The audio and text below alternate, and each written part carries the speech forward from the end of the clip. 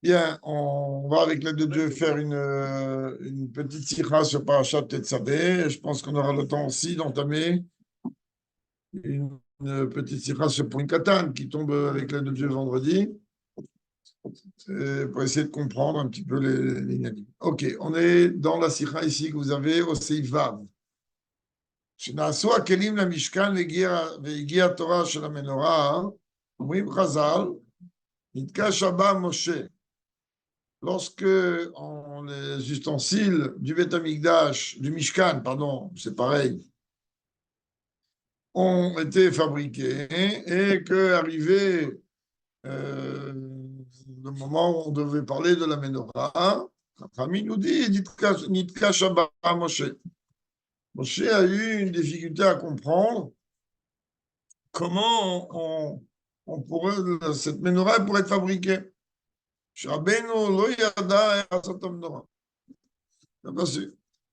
אמר לו הקדוש ברוך הוא, Dieu lui a dit, להשתיר את הזהב לתוך האש, מזה יצא מנורה. Il lui a dit, regarde, c'est pas grand-chose à faire. Prends la quantité d'or nécessaire en poids et automatiquement, la menorah, elle est sortie. Très bien. Rabbi Timouvan. Rabbi dit, a priori, on n'arrive pas réellement à comprendre ici. במה שונה המנורה מכל הכלים, שאת כל הכלים ידע משה לעשות, רק מנורת קשה. Parce qu'elle avait la menorah de tellement spéciale que tous les ustensiles du Mishkan, Moshe ne s'est pas posé de questions. Et dès qu'on est en train de parler de la menorah, Moshe il s'est trouvé entre guillemets coincé. Autre question encore qu'on ne comprend pas. הרי משה רבינו ראה כבר את המנורה בשמיים כתוב כאשר הראתה, משום מה איפה לא ידע. C'est très bien que Dieu a montré à Moshe Rabbeinu beaucoup de choses, et entre autres la menorah, Moshe Rabbeinu il l'a vu. Alors en quoi, qu'est-ce qu'il y a de difficulté tellement? C'est quoi sa difficulté? D'abord, il va à Asbarat Inyan la Mishkan Vekela Bofan Klali. Le Rabbi dit il faut qu'on puisse répondre à cette question. On a besoin d'abord d'expliquer qu'est-ce que représente le sujet du Mishkan et les ustensiles du Mishkan d'une manière globale. כשהתורה מתחילה לדבר בתחילת פרשת תרומה על cette Mishkan וכלים, היא פותחת בהקדמה כללית. Lorsque dans la Torah, dans parashat la semaine dernière, Trouma, elle nous parle de la construction du Mishkan et des ustensiles, elle démarre avec une introduction générale. דבר בני ישראל ויקחו לי, כאן שני פרטים, א' דבר בני ישראל, בן ויקחו לי. Elle dit, il parle au peuple juif et ils prendront pour moi. Donc on voit qu'il y a deux sujets. D'abord, il faut s'adresser au peuple juif, ensuite que le peuple juif doit prélever pour Dieu. Et ce n'est qu'après ces deux introductions-là, ces deux préfaces-là, ensuite, on a commencé à parler du sujet du Mishkan. Esber Adavaru. La chose s'explique de cette manière. המשכן נעשה הרי מדברים גשמיים, זהב, קסם, תחושת. Le Mishkan a été fait, a été fabriqué par l'entremise de matériaux matériels. Or, argent, cuivre, כלומר, מדברים גשמיים נעשה משכן ומקדש בקדוש ברוך הוא. C'est-à-dire à partir de choses matérielles, on a fabriqué une demeure pour Dieu. De la matérialité, on a fait de cette matérialité une demeure pour Dieu. Je t'achète là. Alors, la question qui se pose, tout le monde peut la comprendre. Comment on peut prendre du métal, même si c'est de l'or, même si c'est de l'argent, même si c'est du cuivre, comment on peut prendre du bois, comment on peut prendre des peaux de bêtes et faire de ça un sanctuaire pour Dieu. Je vais faire un sanctuaire, je vais m'asseoir et étudier la Torah, je vais faire un sanctuaire, je vais prendre un sidour et je vais prier Dieu. Comment on peut fabriquer un sanctuaire à partir d'objets matériels on l'appelle, oui, d'objets matériels. Plus, on peut encore compliquer encore plus les choses. On ne comprend pas encore plus quoi. לא ידוע שהשראת האלוקות הייתה בבית המקדש, הייתה בדרגה נעלית יותר מן האור המאיר בעולמות. אפילו בעולמות עליונים, יש נערה בלבד של אלוקות, ובבית המקדש הייתה המשכת עצמות של הקדוש ברוך הוא בעצמו. Rabbi dit, si je veux, et je vais compliquer encore plus les choses, dans les mondes supérieurs, même dans ce monde, mais raison plus dans les mondes supérieurs, et dévoiler en vérité qu'un infime reflet de la lumière de Dieu. Et pourtant, les mondes supérieurs, c'est quelque chose d'abstrait, c'est quelque chose de spirituel. Que dans ce monde matériel, dans le Beth Amikdash, briller, s'exprimer, en tout cas dans le code de Shakodashim, l'essence même de Dieu. Quoi? Dans la matérialité, grâce à la matérialité, on arrive à obtenir l'essence de Dieu. Et dans tous les mondes supérieurs, c'est certains dévoilements.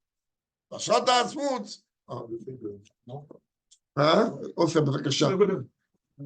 pas le fait de Dieu est en haut et la matérialité est en bas, et si on inverse. Oui, mais normalement, on a un problème. Comment on peut faire de la matérialité du divin? Grâce au don de la Torah, la chose est possible. Mais malgré tout, à partir du moment où on est en train de parler de dévoilement de Dieu, alors il aurait été logique que les dévoilements de Dieu qu'il y a dans la matérialité soient des dévoilements limités, puisque la matérialité elle-même est limitée. C'est pas qu'on a dit pourquoi il y a un dévoilement de Dieu. Le but est que Dieu il dévoile.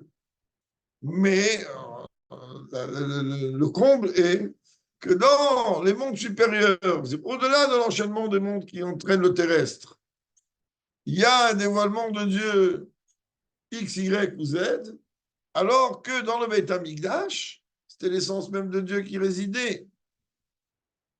On sait très bien que le Kohen Gadol, lui, donc le Kohen, ne rentrait au Kodesh HaKodashim qu'une fois par an, le jour de Yom Kippour.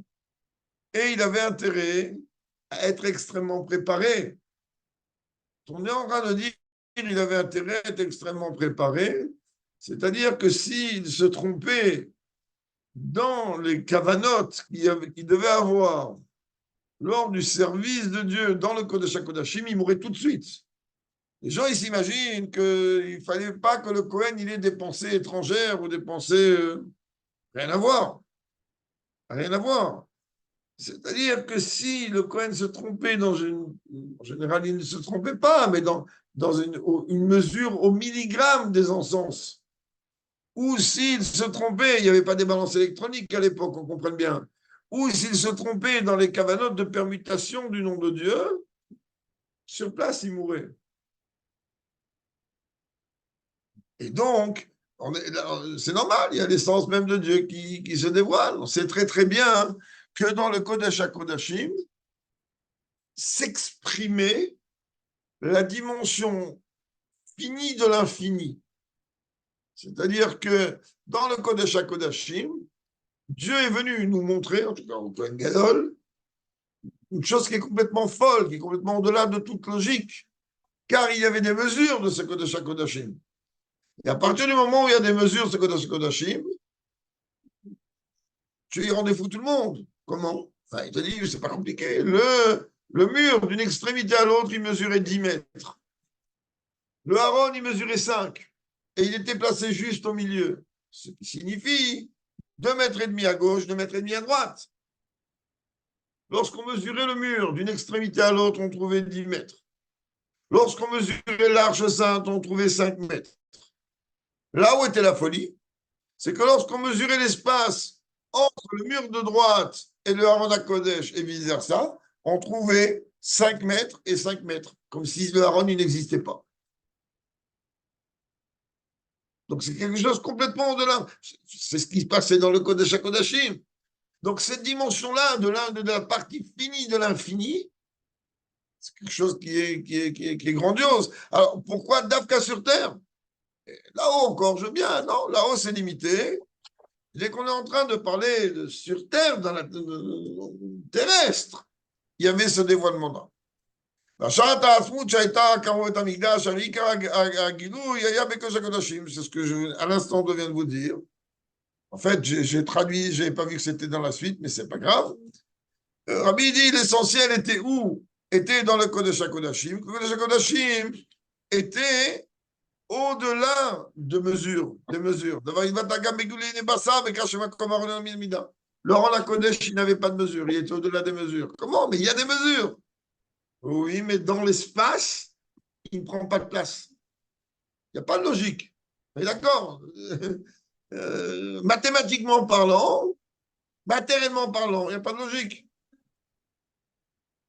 Quand j'ai dit, d'avoir Shurak, Mitzad, la chose ne peut être possible que de par l'essence même de Dieu. Chez Adoua, chez le coup, chez les bouchons de Teva, Varim Gashmim, chez le coup, Ameavet, la mort, chez le coup, Prinatali, Mitado, Sabut. C'est très bien qu'il y a des dimensions de Dieu qui s'habillent dans la matérialité, dans la nature du monde. Et il y a aussi des dimensions divines qui sont au-delà de la matérialité et des dimensions du monde. Arieshna, Prinat, Naadid, Mizo. Mais il y a un niveau encore plus haut que ça. C'est-à-dire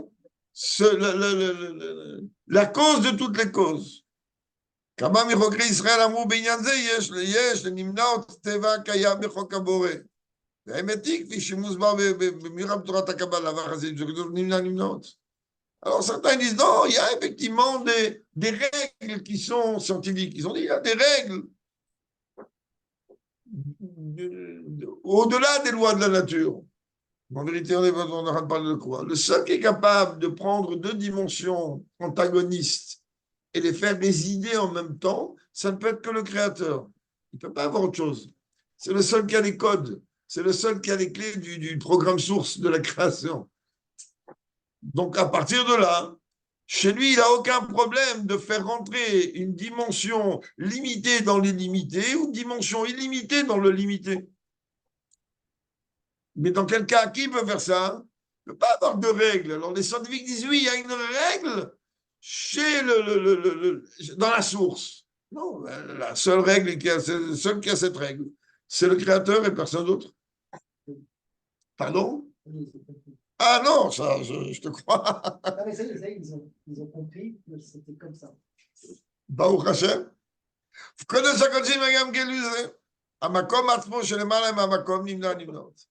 Et là où Dieu a démontré cela, c'est dans le Kodesh HaKodashim. C'est-à-dire, c'est quelque chose qui, l'intellect, il n'est pas capable de comprendre comment une chose comme ça elle est possible. Pourtant, il y avait 10 miracles qui arrivaient au Beth Amikdash. Ce n'était pas un ou deux ou trois. Voir un lion de feu descendre consumer un korban, c'est quand même quelque chose qui est au-delà de la logique. Mais là, au-delà de la logique, on peut dire, OK, c'est une intervention ou une manifestation divine. Mais là, lorsque tu rentres dans la matérialité elle-même et que tu mesures, et que tu tapes, c'est des mesures concrètes, 10 mètres, 5 mètres, donc 2,5, 2,5, non, il y a 5 et 5. זה גם הטעם לכך שכל התפילות עוברות את הקודש הקודשים. זה שער השמיים. C'est aussi la raison pour laquelle que toutes nos tfilotes passent par le Kodesh HaKodashim, qui est ce qu'on appelle la porte du ciel. Car c'est marqué, et ils vont te prier de par leur terre. Comme Israël veut la raison de Israël, ça veut dire quoi? Ils vont te prier de par leur terre. C'est-à-dire que peu importe où on se situe, dans le monde, eh ben, on va prier en direction d'Eretz Israël. Et quand on est en Eretz Israël est qui vous le Beth Amikdash. On prie en direction du Beth Amikdash, en fait, de Yerushalayim. Au Beth Amikdash, et qui vous le Kodesh HaKodashim, et quand on se trouve devant le Kotel, bah, on prie en direction du Kodesh HaKodashim. C'est-à-dire, de toute manière, toute notre filote sont dirigées dans quelqu'un que lui, il ne sait pas, bien qu'aujourd'hui, il y a des boussoles, il y a tout ce qu'il faut, quelqu'un que lui, il ne sait pas vers où se diriger, ou que c'est compliqué de se tenir vers l'endroit où il doit prier, il peut prier dans un autre endroit, fermer les yeux, avoir la kavana, que cette fila est dirigée de cette manière. Ah, pourquoi Dieu a voulu une chose pareille? Parce que c'est quoi les tfilotes? Quand on regarde nos Rambam, Rambam il dit que la tfila, c'est Bakashat Srachav. La tfila, à la base, c'est le demande des besoins de l'homme. Mais c'est quoi nos besoins en règle générale? C'est des choses matérielles. Que là-haut, si tu parles de matérialité dans les mondes supérieurs, ils ne savent même pas ce que c'est. Quand je dis ils ne savent même pas ce que c'est, il n'y aurait même pas une notion comme ça dans les mondes supérieurs.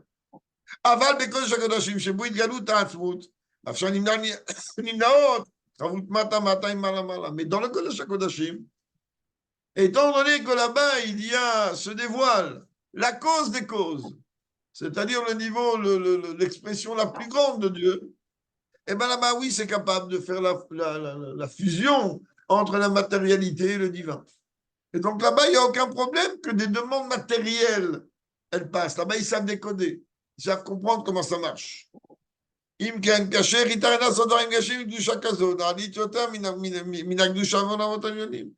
on revient à notre question. Donc, comment on prend de la matérialité, on prend des matériaux matériels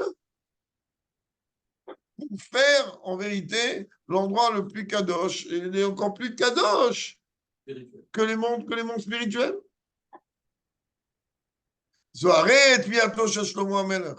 C'est d'ailleurs l'étonnement de Shlomo HaMelech lorsqu'il s'apprêtait à construire le Beth Amikdash. C'est très bien que les plans du Beth Amikdash, c'est Dieu qui les a donnés à David HaMelech. Et il a dit, toi, tu ne peux pas construire le Beth Amikdash. Mais les plans, c'est personne qui les a fait. C'est les plans divins. D'ailleurs, toute une sira du Rabbi exceptionnelle sur un Rambam qui peut rendre encore plus fou que n'importe qui, sur l'endroit où est enfoui le Haron HaKodesh. La question, elle a été posée entre Shabbat. Les gens, ils s'imaginent qu'au Vatican, il y a tous les kelim du Beth Amikdash originaux. Oui, mais ce n'est pas les originaux. Je regarde en dessous, marqué Made in Taiwan. Ça veut dire quoi, Made in Taiwan? Pour être plus clair, il faut savoir d'abord que Shlomo HaMelech. À l'intérieur, en dessous, il y a. Non, mais c'est-à-dire, Shlomo HaMelech, lorsqu'il a construit le Beth Amikdash, à part les objets originaux du Mishkan, il n'y avait pas une menorah dans le Beth Amikdash de Shlomo HaMelech, il y en avait 10. Il n'y avait pas un shulchan, il y en avait 10. Il y avait l'original et 9 copies. Quand c'est arrivé, il avait sa forme de service de Dieu bien précis à lui. Il faut apprendre là-bas longuement dans Blachim comment il a fait. Mais d'une manière concrète, quand ça a commencé à sentir le roussi, comme ça dit le Rambam, alors le roi de l'époque, il a demandé d'enterrer tous les originaux. Donc, tous les originaux ont été enterrés. Et là-bas, il y a le Rambam, il rentre dans les détails, dans des souterrains, ça nous rappelle quelque chose, tiens, dans des souterrains tortueux et très profonds. Mais d'une manière concrète, là-bas, il y a aussi, donc on ne dit pas que dans le Haron HaKodesh, il y a aussi si c'est cette manne, il y a la manne. Il y a les cendres de la vache rousse. Il y a l'huile d'onction, il y a énormément de choses originaux. Donc, lorsque lui, il doit construire maintenant le Beth Amikdash, qu'est-ce que Shlomo HaMelech dit? Il dit à Dieu, je ne comprends pas. Toi, tu veux construire que je construise. Toi, tu as demandé à mon père de construire une maison. Il a dit, mais tous les cieux et tous les domaines spirituels, ils ne te contiennent pas parce que tu es infini. Tu crois que cette maison-là, même si les mesures sont grandioses, elles vont te contenir?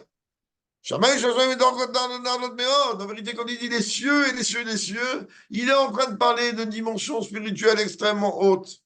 Pratem, comme c'est expliqué longuement dans Chassidut. Ça veut dire que toutes les dimensions les plus hautes, dans les mondes les plus hauts, ne sont pas capables d'être un réceptacle de l'essence de Dieu. Et quoi, cette maison-là, Yerushalayim, elle va pouvoir la recevoir? Banou Chomarim Gashmim, la votre cli, la toute même Shlomo Ameler, il a posé la même question.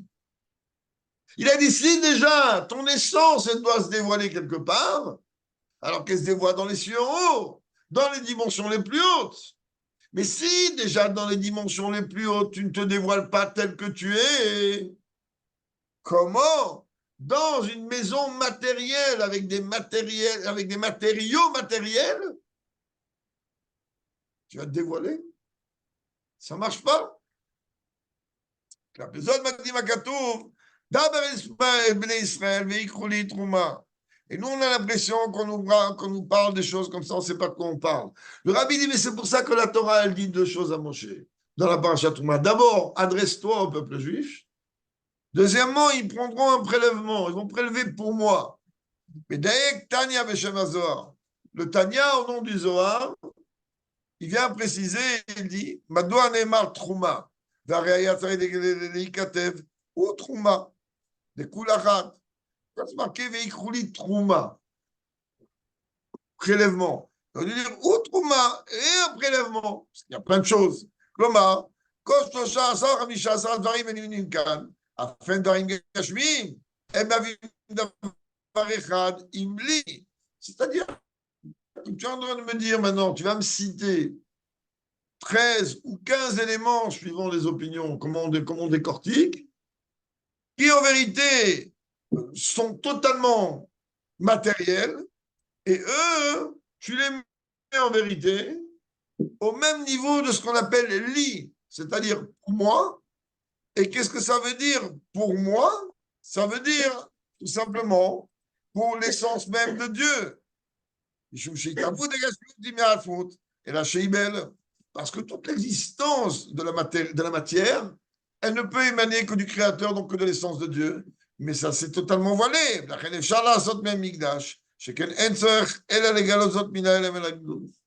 En vérité, il n'y a rien, il y a pas à se créer. Nous, on n'a rien à créer.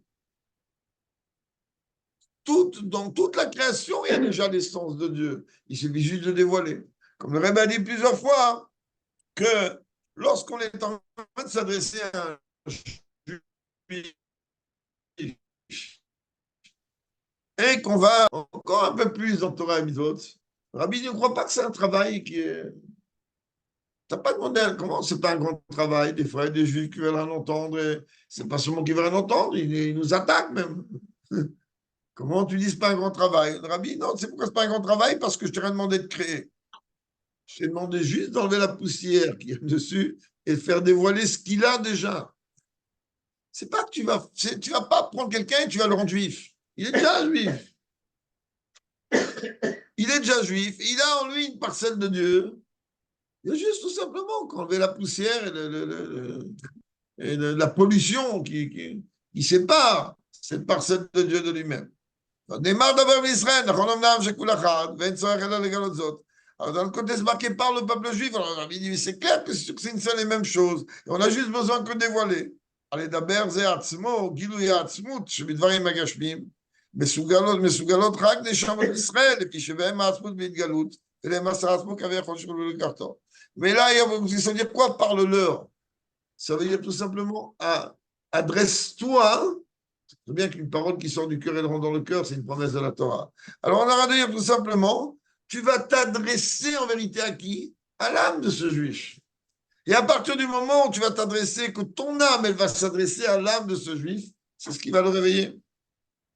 Amourou al pi apirusha yedua, shekitikne, shelachen, efsharit, avsharat adat, gam, el neshamot bia. Ça, on a vu dans un mama il n'y a pas longtemps. Il dit en vérité, on a vu là-bas dans le parasha de Mishpatim, qui tikne velivri, parce que ça veut dire la dimension du du serviteur, de l'esclave de l'hébreu, de l'esclave cananéen, et en vérité, on a expliqué qu'il y a plusieurs catégories de neshamot. Il y a des neshamot qui sont appelés Zera Adam, des neshamot qui sont appelés Zera Behema. Il y a des neshamot qu'on appelle une semence, si l'on peut dire, humaine, et une autre qu'on appelle une semence animale. De quoi on parle? On parle d'âme, quel rapport? On aura simplement de dire qu'il y a des neshamot, lorsqu'elles s'habillent dans ce corps, eh ben, malheureusement, il y a plus le côté matériel et animal qui se dévoile. Donc la connaissance, elle est limitée du fait du voile qu'on a provoqué par nos fautes à devant cette âme. Et il y a d'autres neshamot, c'est les neshamot des tzadikim, qu'ils ont zéra adam, qu'ils ont une compréhension beaucoup plus importante.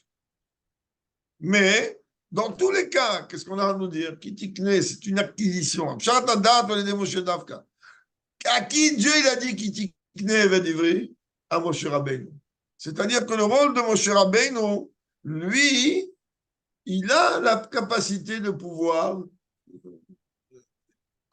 tout le monde, sans aucune distinction, que ce soit les neshamot qui émanent d'un niveau extrêmement bas, et qui en bas, donc quand elles s'expriment, ils vont s'exprimer d'une manière limitée parce que, avec la poussière qu'on met dessus, alors il y a du boulot pour pouvoir qu'elles s'expriment, ou des neshamot d'un niveau beaucoup plus haut. Et ça, comme on a vu dans le Mamar, que Moshe s'appelle Minamaim Meshuteu, qu'il a été donc sauvé des eaux, puisé des eaux. Si chaque neshama en vérité il a une connaissance de sa source, il faut juste la dévoiler.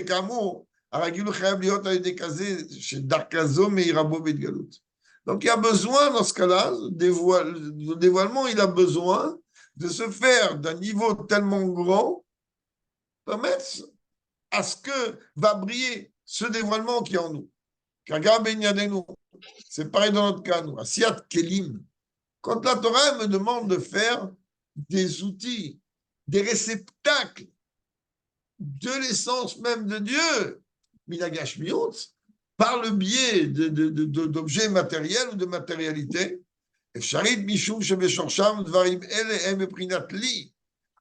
pourquoi la chose est possible? Parce que ces choses-là, dans leur niveau, ils sont en vérité dans le niveau de l'Is, ils appartiennent à Dieu.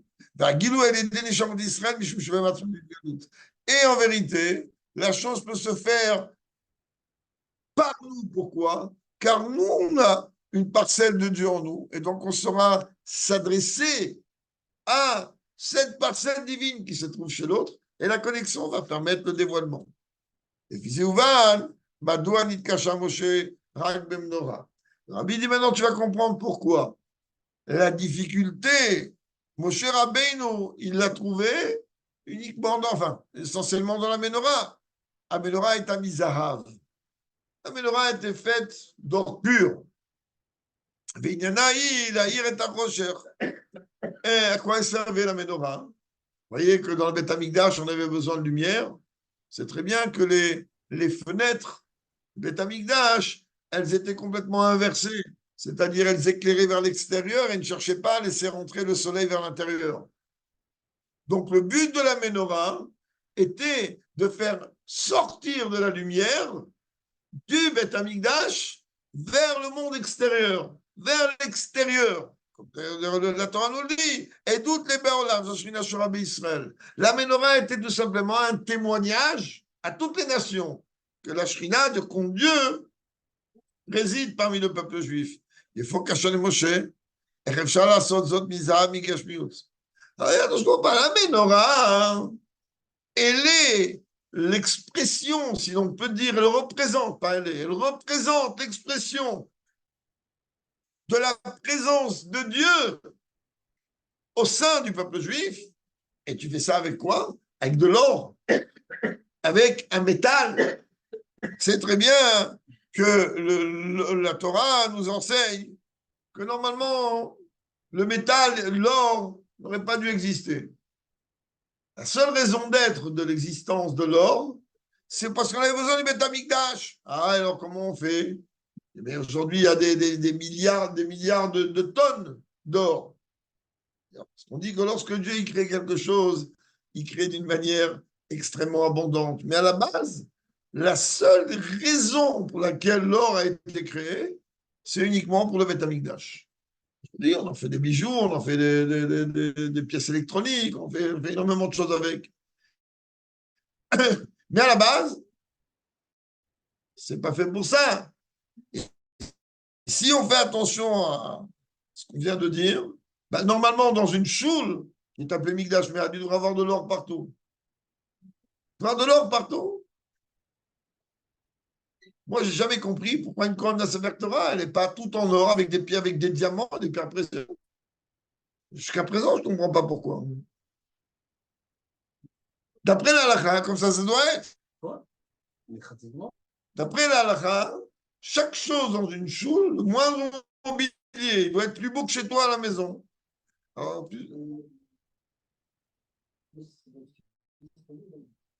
L'or, c'est pareil, on fait du l'or. La Vodazara, un peu. Alors, c'est vraiment tout d'accord. Le Kohen Gadol des habits. Il a dit dans le mais Mishkan, il ne pas rentrer avec. Dans le Mishkan, c'est vrai. Mais tout a une signification de réparation. mais c'est évident qu'il y a une réparation de séparation. C'est la raison pour laquelle que lorsque le jour de Yom Kippour, le Kohen Gadol avait des vêtements tissés d'or et des vêtements blancs. Quand il rentrait à Kodesh HaKodashim, il ne rentrait pas avec l'or. D'abord, c'était pour lui enlever la gava et pas pour rappeler la faute du veau d'or. Et pour montrer qu'il y a des gens qui, comme le Rabbi dit, il y a des gens qui s'imaginent, moi, avec l'argent, on peut tout acheter. Tu ne peux pas tout acheter, non.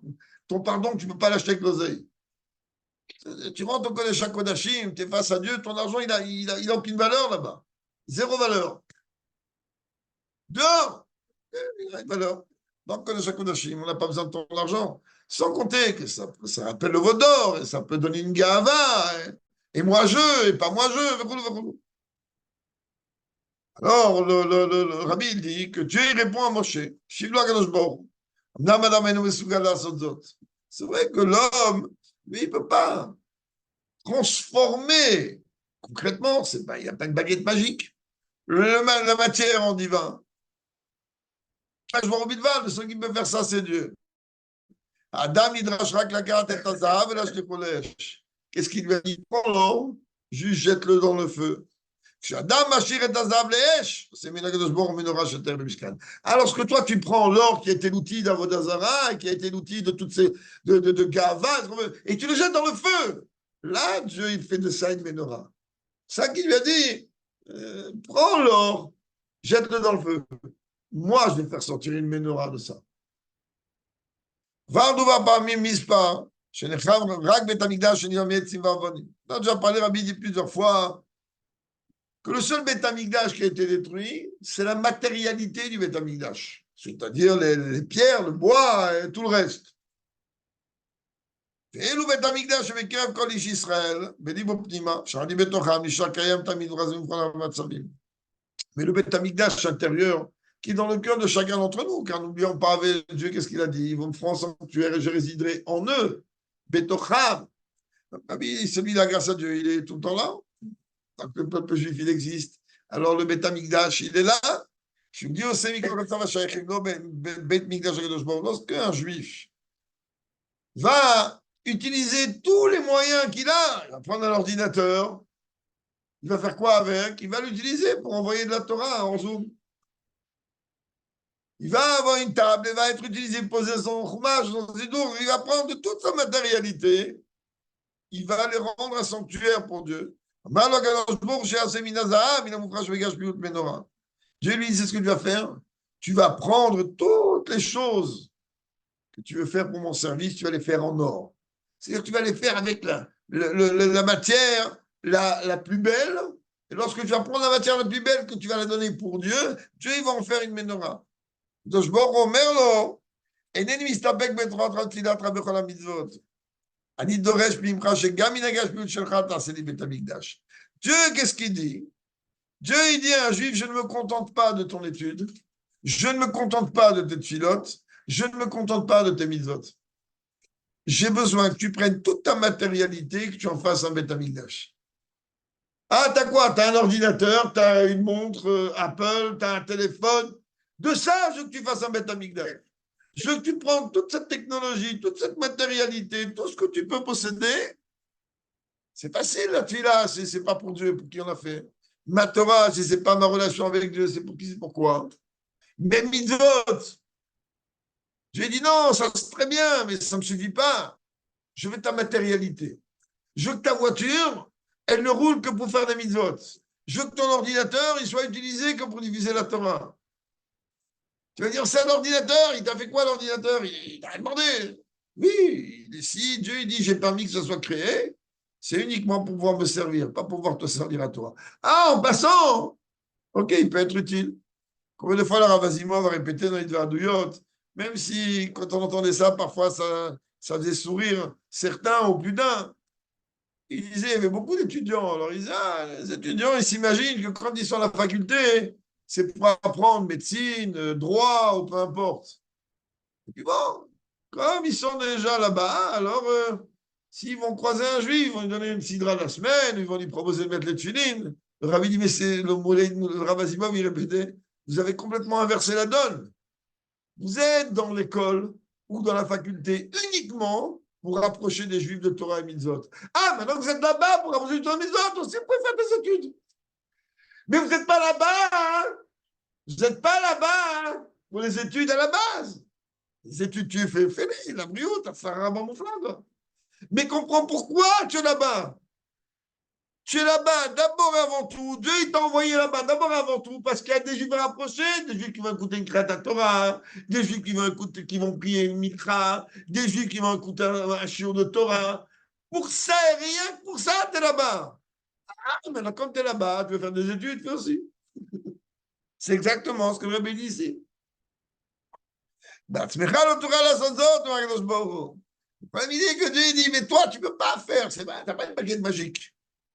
Allez, c'est autres. Moi, je vais le faire pour toi. Allez, rak la chérie d'Azam, tu vas prendre l'eau et tu vas le jeter dans le feu qui est à l'intérieur de ton cœur. C'est-à-dire que tu vas utiliser en vérité toute ta kavana, elle est de servir Dieu dans les conditions les plus. Sharebelev, Koli Israël, Yokedet Esh, Behaval, dans le cœur de chaque juif, il y a un feu brisant, comment dire, dévorant, on peut dire comme ça, des braises qui s'élèvent pour l'amour pour Dieu.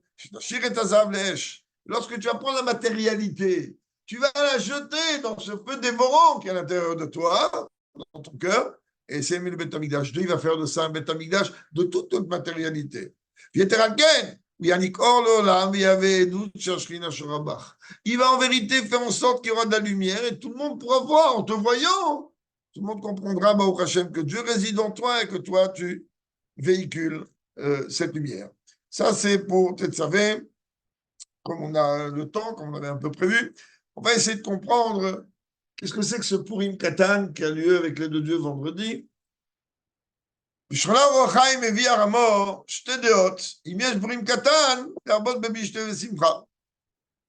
se pose. Vendredi, ça va être Purim Katan. On doit faire quelque chose, on ne doit pas faire quelque chose. À la base, on dit qu'il n'y a pas de différence entre le mois d'Adar Rishon et le mois d'Adar Sheni. Seule différence est la lecture de la Megillah et les Mishnah Manot. Ça veut dire que, n'oublie pas, que lorsqu'il y a 2 mois de Hadar, c'est 60 jours qui sont identiques, un plus grand que l'autre. Une des questions que Shranaro se pose, est-ce que on doit, vendredi, pour une katane, faire un michté ou pas? On a fait un festin? Mais on ne peut pas lire. On a dit que la seule différence qu'il y a, c'est qu'on ne peut pas lire la Megillah, on ne peut pas accomplir les mitzvot de Purim. Mais le michté, la Ramo Machia, le Arbok Sabisouda, il a cette idée à Marmirim, et ça, il met Tov la vie, je t'en dis.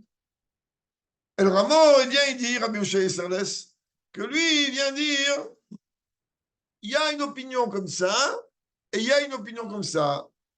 On va aller faire pour contenter tout le monde, en fait. Alors, il faut, le jour de Purim Katan, donc vendredi, rajouter un petit quelque chose dans la souda que tu vas faire. C'est-à-dire marquer le coup, le fait que c'est pour une katan. Gaber Chazo Atzma, hein? Je suis pas d'accord. C'est deux. Gaber Chazo Atzma, Kaimot Shtedeot. Par rapport à cette opinion tranchée par le Rameau, il y a deux opinions qui sont apportées ici. Il m'a d'abord Moussavra, Kali Udalet Adar Rishon, pour une katan, ou Gabatet Vavo, pour une katan. Ah, tu me dis qu'il faut être mahmir. Et rajouter un petit peu, marquer le coup dans la souda de Purim Katan. Dans ce cas-là, qu'est-ce qu'on fait? Parce que dans le Purim normal, donc le Purim, ce qu'appelle moi normal, du deuxième Adar, alors je dois le 15 Adar rajouter quelque chose, marquer le coup. Alors là, je sais comment, même le 15, c'est même Shabbat prochain, 15 Adar Rishon, on devra aussi rajouter encore quelque chose, comme le 15 Adar Sheni, ou comment on fait? Mais d'après les paroles du Ramo, le Ramo, il dit Tov lem mishte tamid. Un juif, il doit être constamment en fête. Constamment. Il a mis la tamid. Lorsque le Ramo, il vient te dire constamment, tu vas être en fête. Alors ça veut dire que chaque fois qu'il y a une occasion où tu dois faire Farbringen, tu dois être en fête. Tu dois être en fête. Tamid, il dit, tu fais top, le Michel Tomid. שתהיה הנהגות כזו, להיעדר בכל הזדמנות שישנה דעה על עצמו בשמחה, יגיע אדם לאמור בכתוב, c'est chaque fois qu'un homme il a une occasion, dans laquelle il va effectivement trouver une raison pourquoi il doit être joyeux aujourd'hui, alors il doit pas louper cette occasion, rajouter la simcha, rajouter la joie, rajouter le festin. Il ne faut pas confondre festin, frivolité, joie et frivolité, toutes ces choses-là. On a parlé de Tsudat Mitzvah, on a parlé d'un festin de Mitzvah. Donc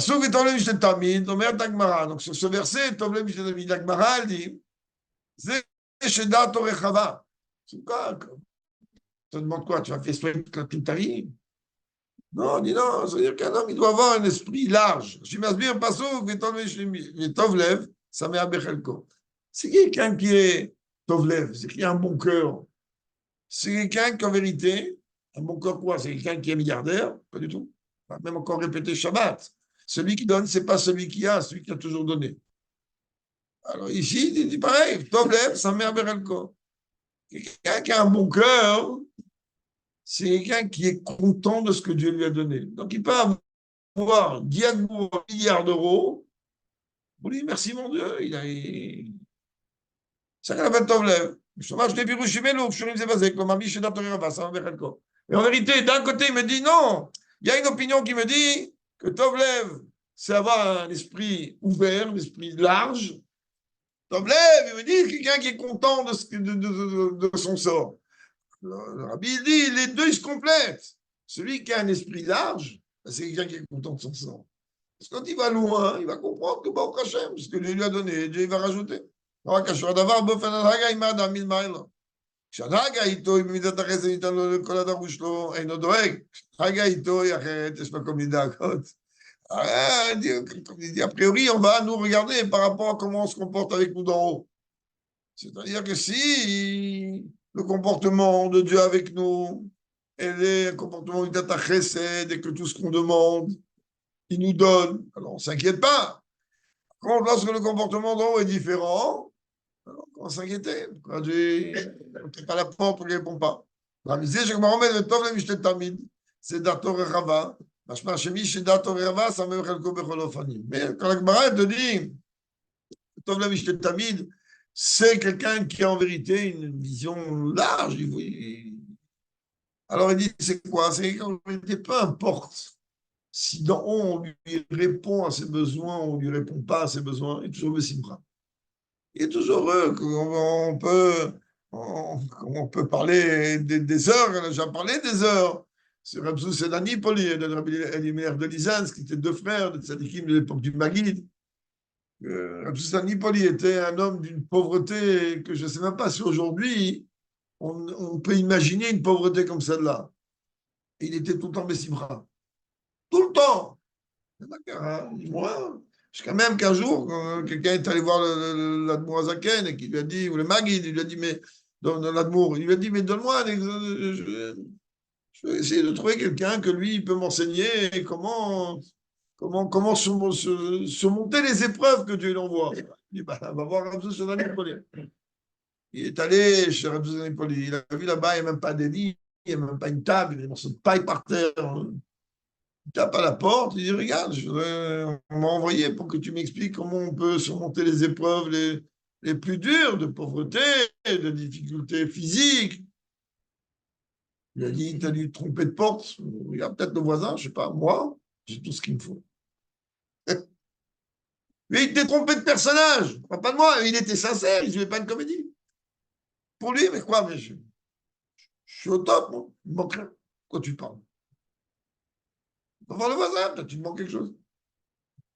Moi, j'ai tout ce qu'il me faut. Et c'est un homme qui a souffert et il se dit, moi, ça ne va pas.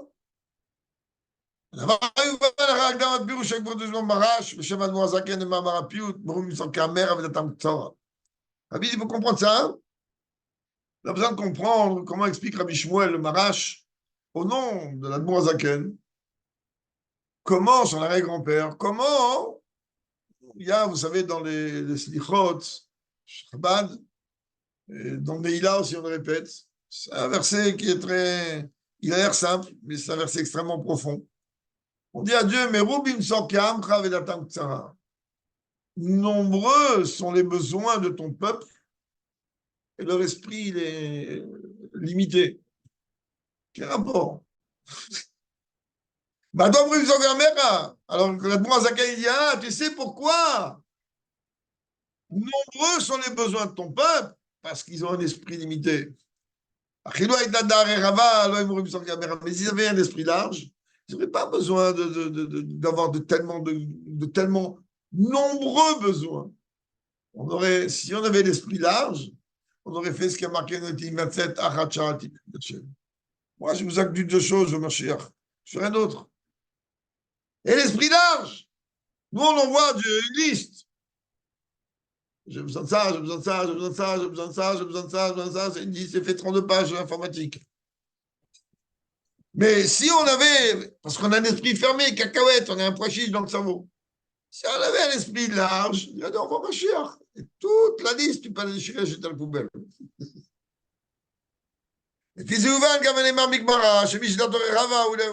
Maintenant, tu comprends pourquoi, quand la Gemara dit que celui qui a un esprit large, c'est quelqu'un qui a un bon cœur. Si j'ai un esprit large, je me contente de tout ce qu'il me donne Dieu, et dans ce cas-là, je n'ai aucun besoin. Je n'ai besoin de rien. Tout ce que moi j'ai besoin, j'ai. Si je n'ai pas, c'est que c'est en trop pour moi. Sinon, Dieu m'aurait donné. S'il y a besoin pour ma mission dans ce monde, Dieu m'aurait donné. Si Dieu ne me donne pas, c'est que je n'ai pas besoin de cet outil dans ma mission dans ce monde. Peut-être ça devient des moutarotes. Attention plus. Et on peut le regarder à tous les niveaux dans notre vie. Tu vas faire les courses, tu vas au marché. C'est moi qui fais des courses chaque semaine. Je sais ce que c'est. Ah, moi, je ne sais pas acheter peu. Je ne sais pas. Je vais au marché, je ne sais pas acheter trois tomates. Je ne sais pas. Même tu vas m'écrire 3 tomates, je vais t'en acheter 8. Apparemment, tous les hommes, c'est comme ça. Mais je ne sais pas. Pour moi, je sais. De la même manière, mais tu n'as pas besoin de tout ça. À la fin, malheureusement, ça peut jeter. Ça fait tout ça. Parce qu'on s'imagine que. Et si, une fois, tu vas acheter telle quantité de courses, et tu vas t'apercevoir que Python, tu as des invités surprises. Moi, je rentre en panique. En panique de quoi? Je n'ai pas envie que quelqu'un vienne chez moi à table et qu'il n'ait pas assez de quoi ressentir comme une femme enceinte. Je ne peux pas concevoir dans ma tête. Quand il est assis chez moi à table, il faut qu'il mange et il remange et il va remanger. Sinon, c'est pas intéressant. Alors, c'est ça qui m'a dit ici. Il dit, ben, tu vois, Dieu, il t'a donné ça, tu vas pouvoir donner à manger à tout le monde, et il va rester. Il va rester. Toi, tu te plains, mais comment il n'y a pas assez? Comment il n'y a pas assez? Il va rester. Dieu, il t'envoie ce que tu as besoin. שני פרטים בדבר זה, שמדעת קצרה נובע מצורכי המר. Deux détails on peut donner pour expliquer ça veut dire quoi? Qu'on a l'esprit un peu fermé comme ça par rapport au fait qu'on a de nombreuses demandes. Aleph, il m'a la mouchpaim le rov, la dame, quand la dvarim chutzarim. Tout ça, je Rabbi dit que d'en haut, dans la majeure partie des cas, on donne à tout homme ses besoins concrets. כשאדם רודף אחרי המותרות, עלול להיות שלא זו בלבד שלא יקבל מן המותרות, אלא שאף יפסיד ראשון את ההשפעה מלמעלה, בדברים אחרים לא. Et le problème, il est que quoi? En haut, Dieu va te donner tout ce que tu veux. Tout ce que pas tu veux. Faux. Tout ce que tu as besoin. Mais moi, je cherche quoi? Je suis un être humain. Parfois, je vais chercher le surplus. Alors, Rabbi, il comprend que si toi, tu vas aller chercher le surplus, même ce que tu as besoin, tu n'auras pas. C'est quoi tu n'auras pas? C'est-à-dire que tu ne vas pas apprécier ce que tu as besoin et que tu as. C'est quoi le proverbe Goy? Toujours l'herbe elle est plus verte chez le voisin. Mais mon frère, tu as tout ce que tu as besoin, Dieu il t'a donné. Dis merci. Non? Regarde le voisin. Mais le voisin, il a une mission différente de toi. Le voisin, il a des besoins différents de toi. Et vous croyez que quoi? Que Dieu, il ne fait pas attention aux besoins de chacun? Si on regarde dans Ilchot Tzedaka, c'est une halakha qui a toujours choqué les gens. C'est une halakha. Quelqu'un que Dieu préserve, il avait un train de vie, il s'est appauvri. C'est appauvri. Quelqu'un, il est un train de vie de luxe. Comme ça arrive malheureusement, parfois, peut-être même souvent, la roue, elle tourne, mais quand elle tourne, ça fait ça vraiment. Ça sera un roue dit. Alors maintenant, le bonhomme, il est totalement en chaos. La Torah me demande de l'aider. Me demande quoi? De lui donner tous ses besoins. Quoi tous ses besoins? J'ai dit, ok, il était là. Il est là. Ok, il n'a même pas, Dieu préserve de quoi s'acheter du pain. Ben, je vais leur donner ce qu'il a besoin pour vivre. Tu as dit non. Il roulait comment avant de s'appauvrir en Rolls? Tu lui as donné une Rolls.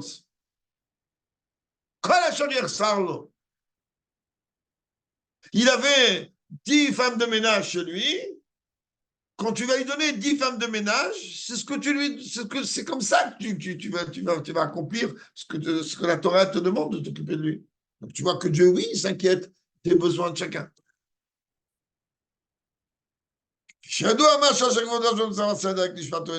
L'exemple du Tzemar Tzedek. C'est la Tzedek qui dit les vêtements d'un homme, il doit être à sa mesure. Si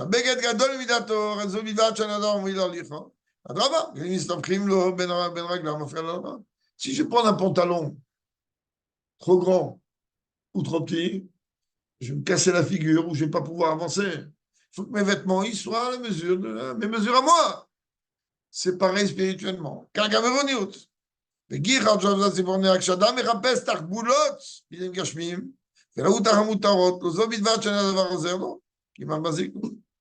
Il dit, si un homme, spirituellement, matériellement, pardon, il recherche plus que ses besoins, c'est pas seulement que ça va rien l'aider, en plus même ça va le détruire.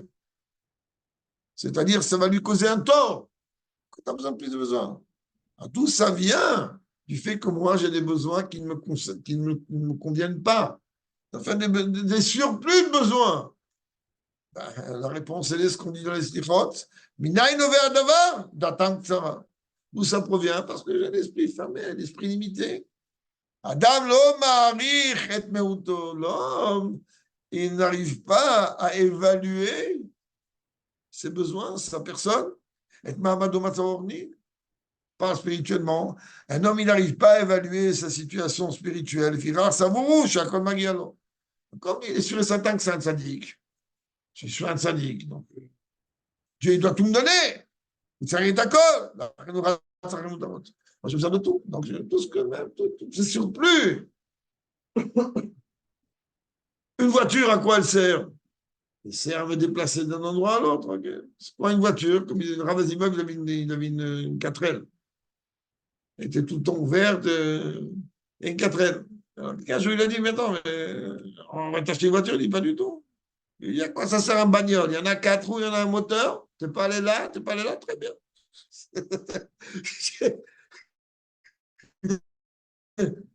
Bon, il y en a qui préfèrent les Lamborghini, bon, peut-être, ou les Mercedes, ou je ne sais pas quoi, non, je sais. חצי מותרות, à quoi ça sert?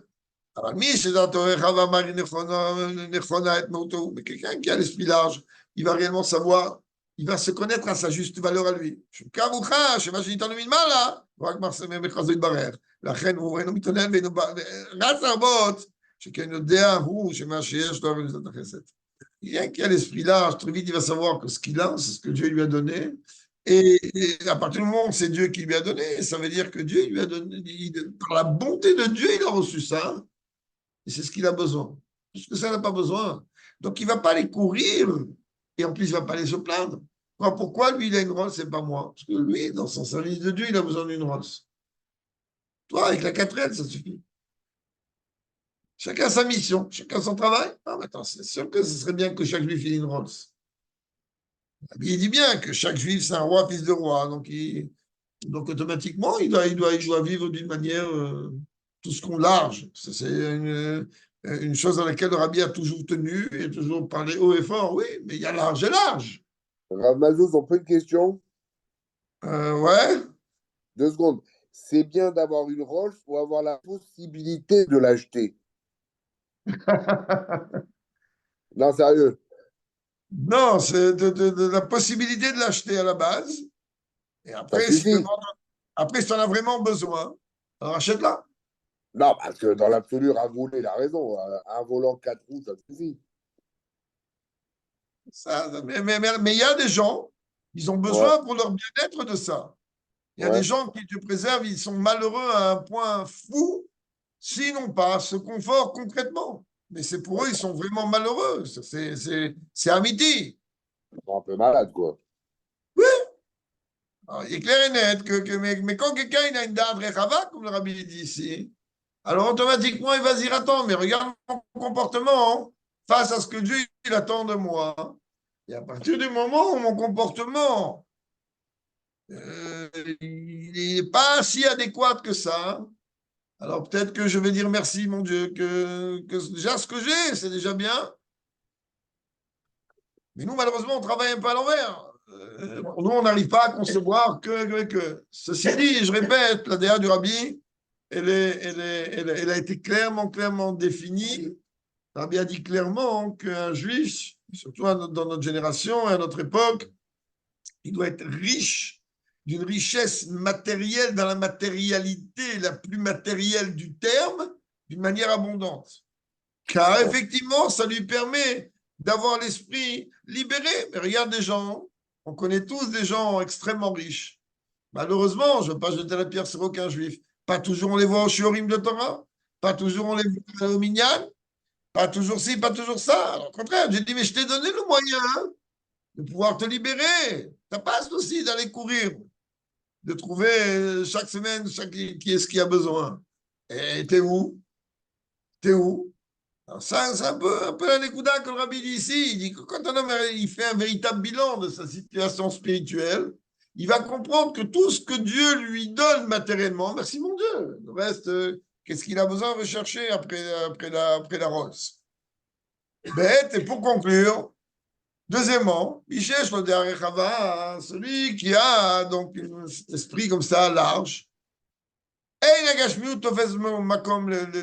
chez lui, la matérialité ne prend pas réellement une place. Et puis,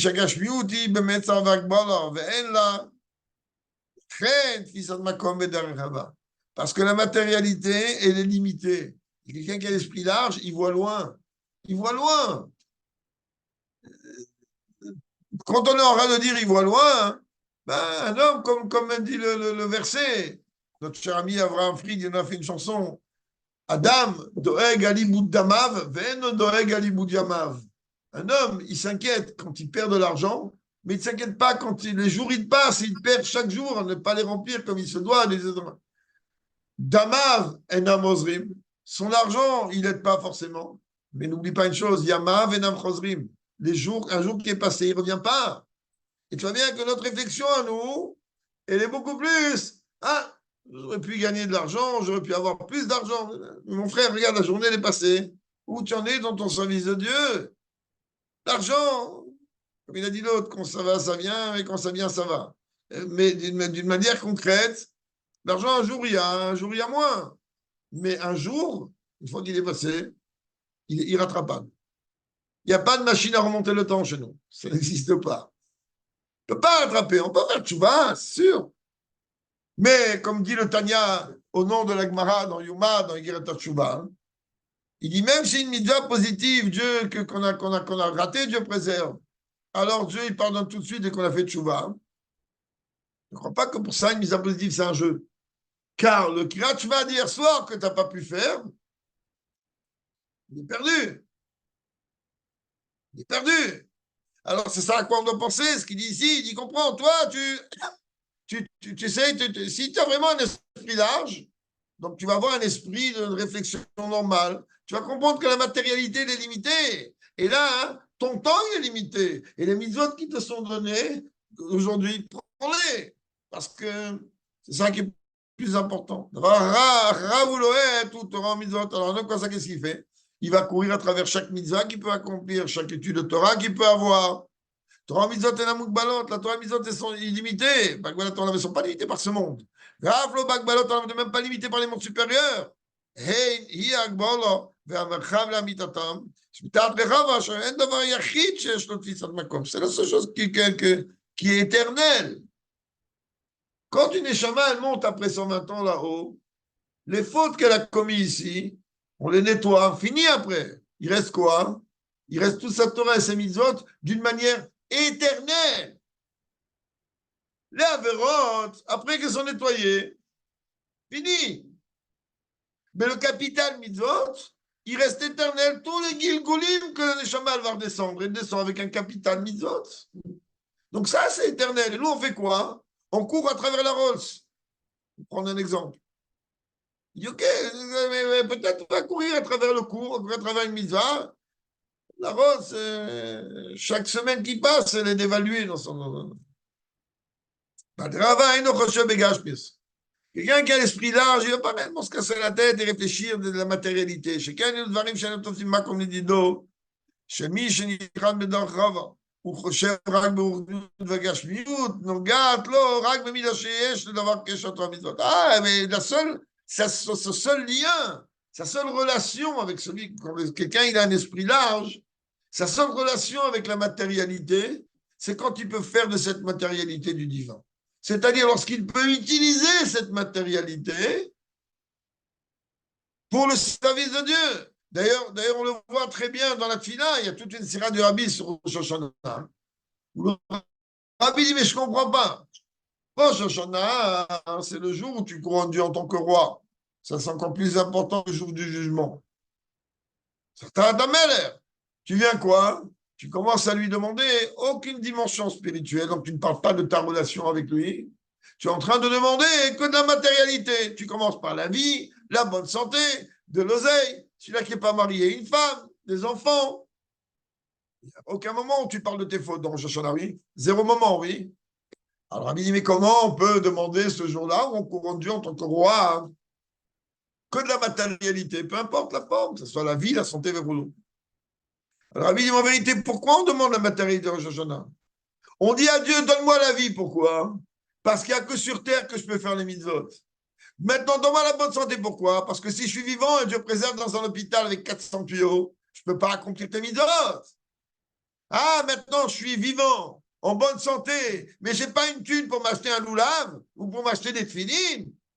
Donc, donne-moi de l'argent. Donc, tu comprends, le Rabbi dit que toute ta demande à Rosh Hashanah, tu me demandes d'aller enseigner la Torah à des enfants. Donne-moi des enfants. D'abord, donne-moi une femme si j'en ai pas une. Après, donne-moi des enfants. Donc, le Rabbi dit en vérité, toute la demande de Rosh Hashanah de matérialité, dans l'esprit de l'homme, elle doit être afin de pouvoir accomplir les mitzvot que toi tu as demandé.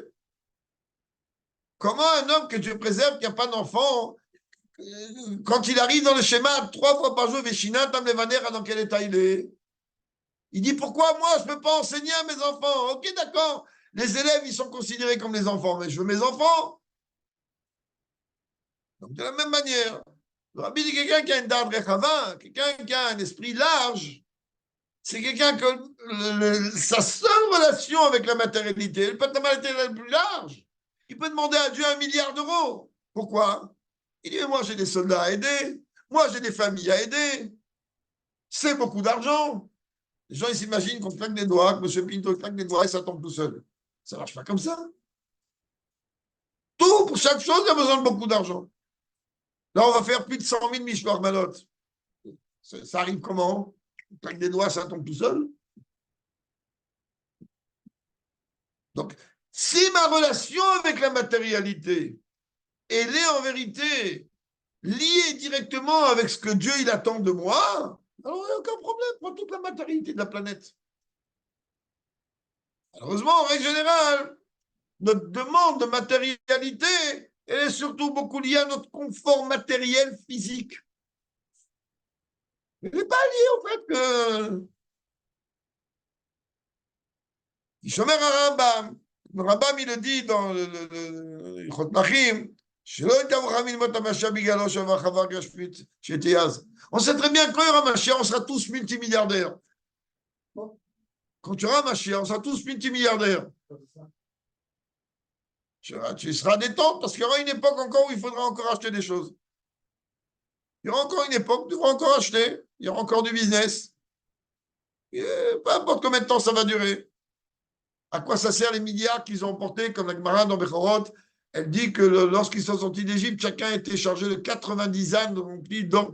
Ils ont fait ça quoi, avec quoi ça dans le désert? Rien que l'idée que tu sais que tu as 10 milliards d'euros dans ton compte ou dans ta poche, tu danses dans la rue. Tu te mets à danser. Hein.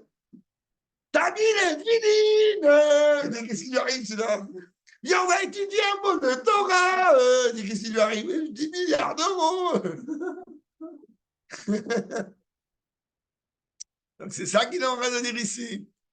Mais il dit attention, les Chachamim, ils n'ont pas désiré les temps messianiques pour l'oseille ou la richesse matérielle. Kevan, she'en lazé kot fisat brikom. C'est aucun intérêt à ce moment-là. והוכחה לכך מן הכתוב, ביום ההוא יחיה איש עגלות בוקר ושני צאן. C'est marqué qu'à ce moment-là, chacun il n'aura besoin de rien. Tu n'auras besoin de rien.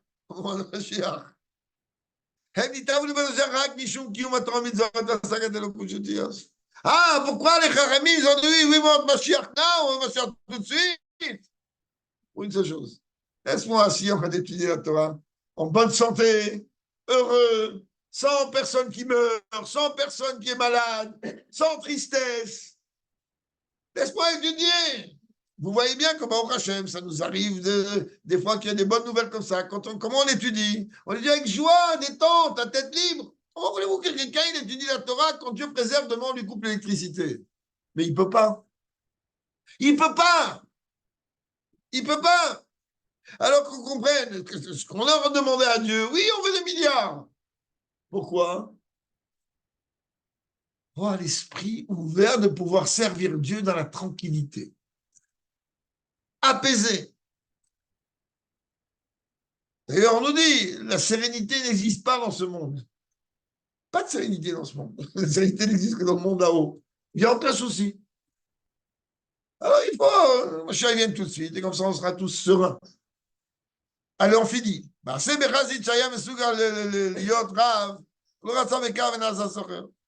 L'histoire, Rabbi, il dit l'histoire d'un chassid qui avait les capacités d'être rave. Il a dit, moi, je ne veux pas être rave, je vais être commerçant. Le taux horaire, chacun est au terme de Mida, et même il sera. Seulement, comme quelqu'un qui a le cerveau d'un rave et la connaissance d'un rave, il se lance dans le business, comme il est entier dans ce qu'il fait, il va être entier dans son business. Le problème chez lui, c'est qu'il est un peu trop entier dans le business. Rabbi dit que Rabbi Preston lui a écrit une lettre. כי לא על הלחם לבדו יחיה אדם, כי הקומוצה פיava יחיה אדם.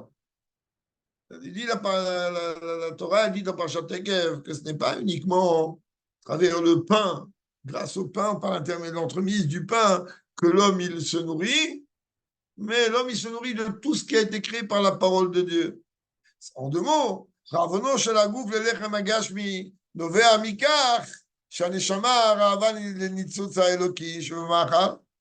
Le fait de fois d'avoir besoin de matérialité, c'est surtout essentiellement parce que la neshama, elle voit qu'il y a ici une étincelle divine à élever.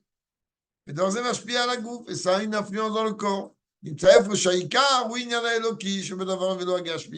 le Rabbi lui a dit, tu peux avoir une relation avec toute la matérialité que tu veux, mais qu'est-ce qu'il y a dans ton esprit pour ça? Est-ce que dans ton esprit, à toi, elle est de pouvoir élever chaque étincelle divine qui se trouve dans chaque dimension avec laquelle tu es en connexion, ou tu penses uniquement que tu as besoin à toi? Et c'est et c'est ça, qu'est-ce que ça veut dire? Nombreux sont les besoins de ton peuple, mais leur date, leur connaissance est limitée. Le problème, il est que comme notre connaissance est limitée, on inverse les rôles. La matérialité, elle prend chez nous une grande place. La reine Merubim sur caméra, donc j'ai beaucoup de besoins matériels. Avant, mais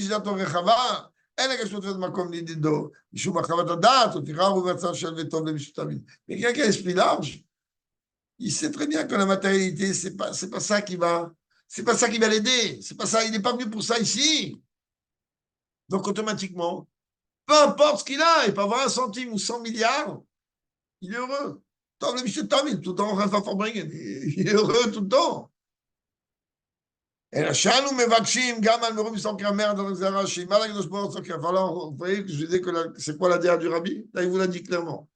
Rabbi dit mais malgré tout, nous on demande que même que ceux-là qui ont de nombreuses demandes, que ces nombreuses demandes sont liées par la petitesse d'esprit, par l'étroitesse de leur esprit, que Dieu leur remplit toutes leurs demandes et qu'il leur donne tout ce qu'ils veulent, largement et matériellement, même si ça découle du fait des esprits. Ils demandent que Dieu leur donne. Pirou Sadavarou, Sheva et Panta Dvakam. Alors, Rabbi dit, il y a un verset qui dit qu'un tzaddik, pas du tzaddik du Tania, Kamouvan, il tombe 7 fois, il se relève, il tzaddik et notamit Botandanga. C'est même un tzaddik, il n'est pas toujours dans le même niveau. Mais quand tu gagnes, c'est un niveau encore plus bas, raison plus. עלול להיות שיפול פעמים מדרגתו, יפסיד את דעתו, הרחבה ויקבל דעת קצרה. Possible, des fois, même quelqu'un de très bien, il peut avoir l'esprit limité. Allez, ça gâche plus, de toute façon, c'est dans le corps.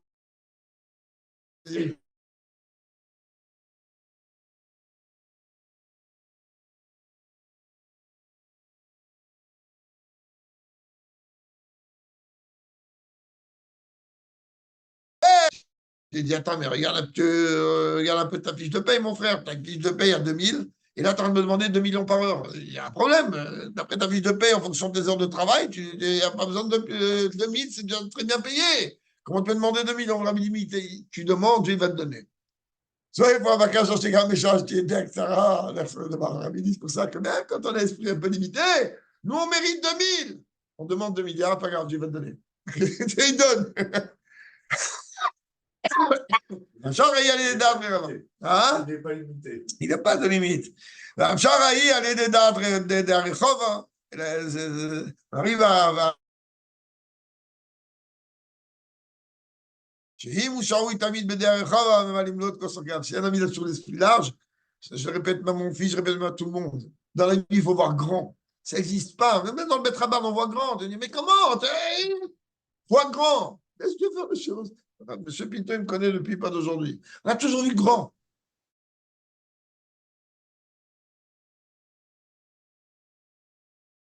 On se connaît un petit peu, 45 ans peut-être qu'on se connaît. Il faut voir grand, il faut voir large. Plus on fait un kéli qui est grand, et plus la bracha est grande. C'est comme ça. Si j'ai un dé à coudre, je lui regarde, rempli. Il va dire, ok, vas-y.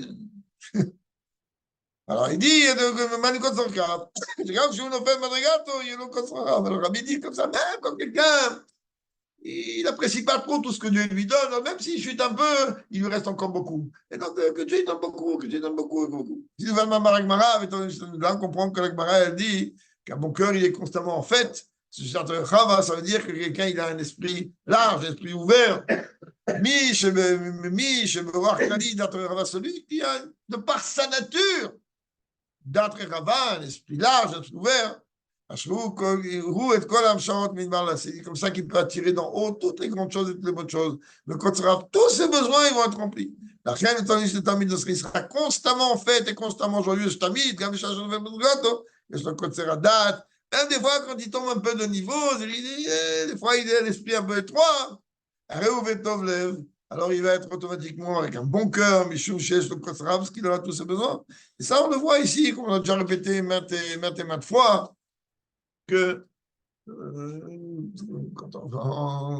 là, on a organisé récemment une fête à l'occasion des Loula de Rabbi Sencham.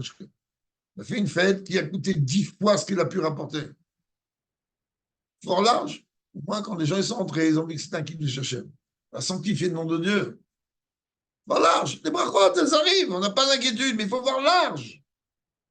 Et si on voit large comme ça dans la vie, alors Dieu, il va remplir le kéli. Il ne va pas faire les calculs. Est-ce qu'on mérite moins, est-ce qu'on mérite plus?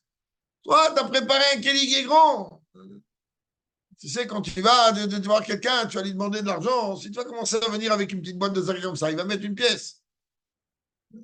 Viens le voir avec un carton comme ça. Il ne va pas pouvoir te mettre une pièce. Ce n'est pas possible. Allez, que Dieu donne la richesse matérielle et spirituelle à chacun et qu'on ait Mashiach tout de suite. Amen.